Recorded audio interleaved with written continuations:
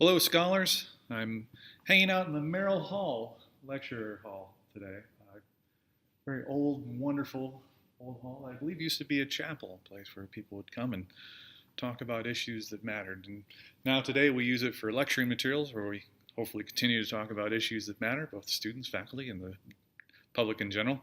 And today we're going to return just a little bit back to chapter 12. This is a very dense chapter. There's a lot of things going on back there. And I was really happy with the discussion on fallacies of reasoning. But now we need to talk about reasoning itself. And while there are several different ways of examining reasoning, I want to just focus on two. And I know we often do this where I ignore some of the materials out there. And part of the reason is that I want you to have these things down a little bit more, like really understand them. And by throwing tons and tons of information and making you diversify your thought patterns, you may not get that. So today, we're going to look at inductive and deductive reasoning, which are two of our most commonly used reasoning patterns.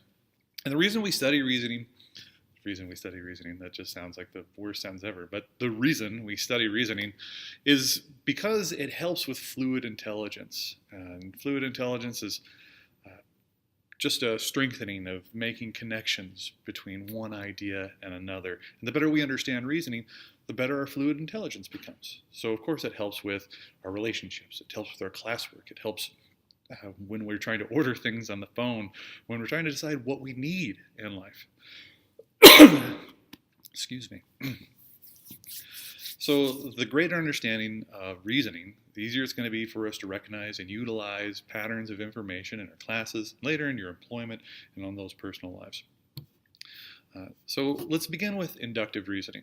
This is the process of deriving general conclusions from multiple premises that we consider to be true or have been consistently found to be true.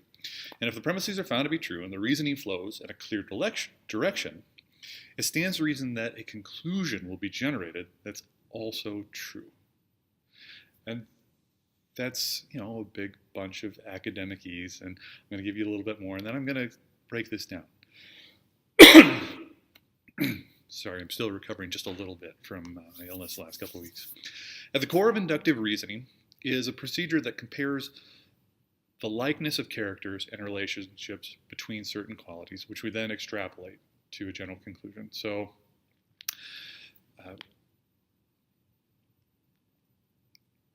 I think the best possible way, probably the most interesting way that you use inductive reasoning all the time is reviews.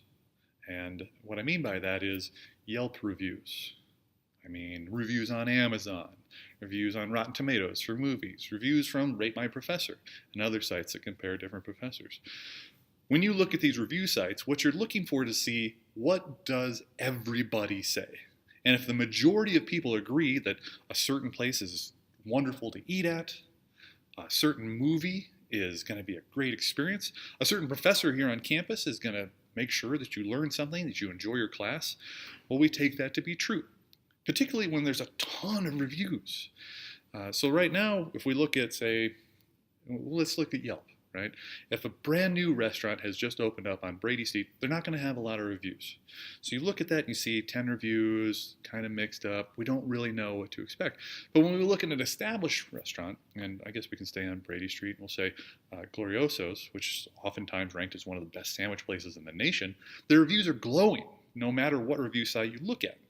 And so we take that to be very true when we're looking to go and buy a sandwich, particularly one of Italian make, like Glorioso's does. We say, all of these people have agreed that this one thing is a fact. So it stands to reason that it's true, and you're more likely to go and try that sandwich. And if you have not gone and had a sandwich at Glorioso's, I recommend you do so. It's wonderful, delicious food. Similarly, when you're looking for movies to go and check out on Friday night, some of you just go based on the trailers, but others of you will look up reviews ahead of time. And Rotten Tomatoes is a really nice example of using inductive reasoning because not only do they have the top critics, they have a bunch of other critics that are not considered top critics in the nation, and then they have audience reviews as well. So there's 3 different levels that you can look to see what the truth is about this movie.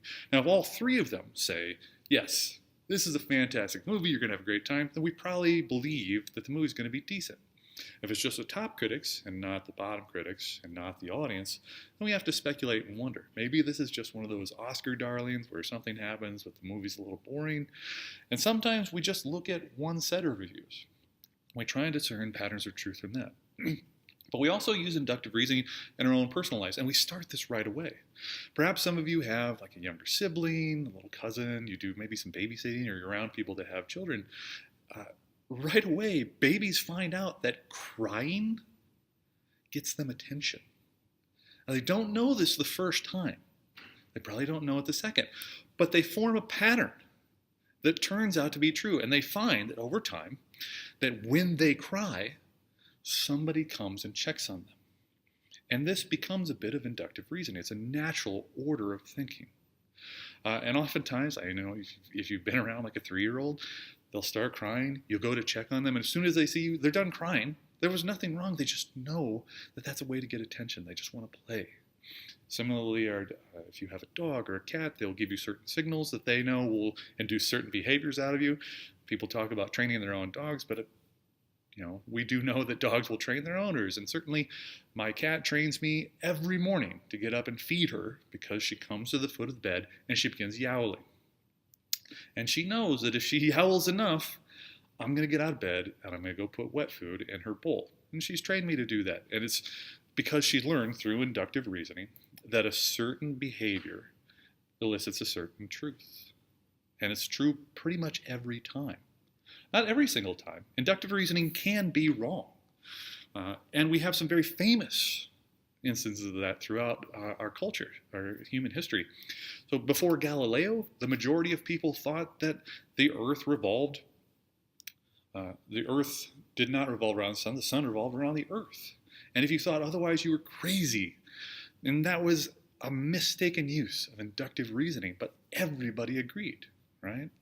There are people, for a long time, people thought that the earth was flat. If you sailed far enough in one direction, you would fall off of it. And even, I guess it was Columbus Day here recently. Christopher Columbus thought that if he sailed far enough in one direction, he would find India. But instead, he found the West Indies, part of the Caribbean islands, and then proceeded to commit mass atrocities for a great deal of time. But everybody believed these things. And so it became these truths for us. And that's how inductive reasoning works, both poorly and well. And you have things here in class where you've learned through inductive reasoning that if you do certain things in certain classes, you're going to be rewarded for it in points. Later on in life, it'll be certain things in your job that you'll be rewarded with and raises and praise and money. So inductive reasoning is taking a set of things that the majority of people agree on and coming to a solid conclusion based on those things. Now, deductive reasoning works the other way. So rather than taking a lot of separate instances, we take a couple of them and derive a specific conclusion. So with deductive, it's a statement more of absolute truth. We need a major premise, something that we know is true, we can prove is true. And part of the reason I wanted to come to the lecture hall today is because in rooms like this, not so long ago, just a few decades back, women were gathering in our nation because of unfairness. They weren't allowed the simple right to vote, which is barbaric in the way we think of it now. But they would get together in spaces like this with the lights dimmed low, usually with the heat off, and they would discuss how to change this, how to make our lives a little bit more equal across the board. And we haven't gotten there. We know this. We know women make less money on the dollar. They're less likely to be promoted. They have to work harder. They have to act in certain ways. But we're getting closer. And one of those big moves was finding women the right to vote. And as they did this, they used deductive reasoning. So they found a major premise, something that no one could argue against. And that is the United States Constitution, written by our forefathers so long ago, guarantees every citizen the right to vote. Every single one. Not some citizens, not a few citizens, not citizens that are in a certain class. It guarantees every single U.S. citizen the right to vote. And with deductive reason, you start with that one immutable fact, and then you have another, a minor premise, that can also be proven true. Now, the minor premise for these brave women was that they are U.S. citizens. Pretty simple logic, right? We know that every citizen has the right to vote.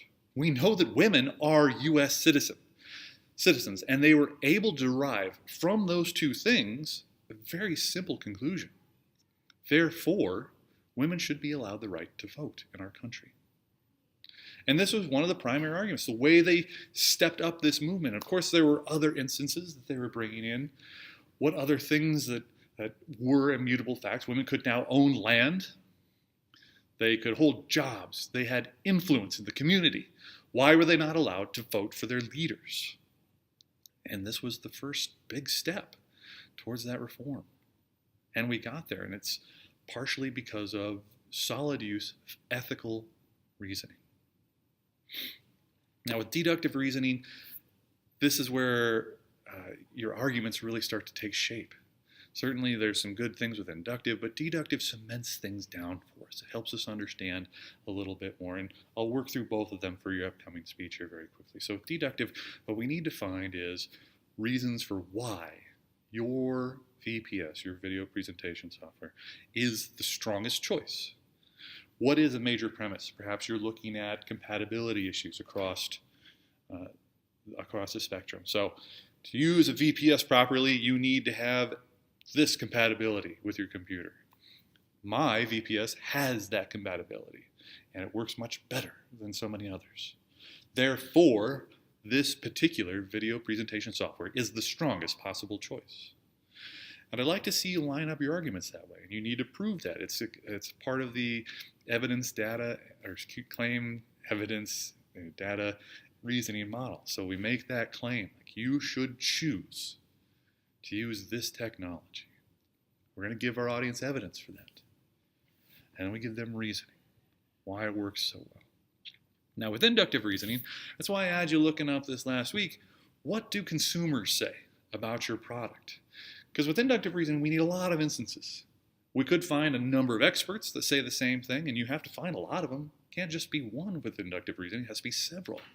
But with reviews of your product, well, you've got a ton of users coming in and explaining what features work really well, how compatible it is with their systems, how easy it is for them to use.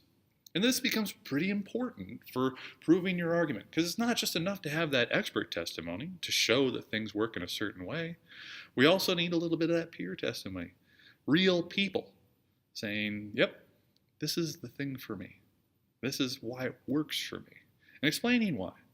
Because that helps us understand why it might work a little bit more for us when we hear about people just like ourselves succeeding in certain ways. All right, so I have some stuff written down here below this video discussing our superheroes. I'm not going to give too much away on that because I don't want to give away answers, but I am excited to see what you do with that. I think it'll be an interesting discussion and should be a little fun for what's going on. And then I will look forward to seeing your presentations here on the matter very shortly, the next couple weeks here. All right, thanks folks. It's good to be back online.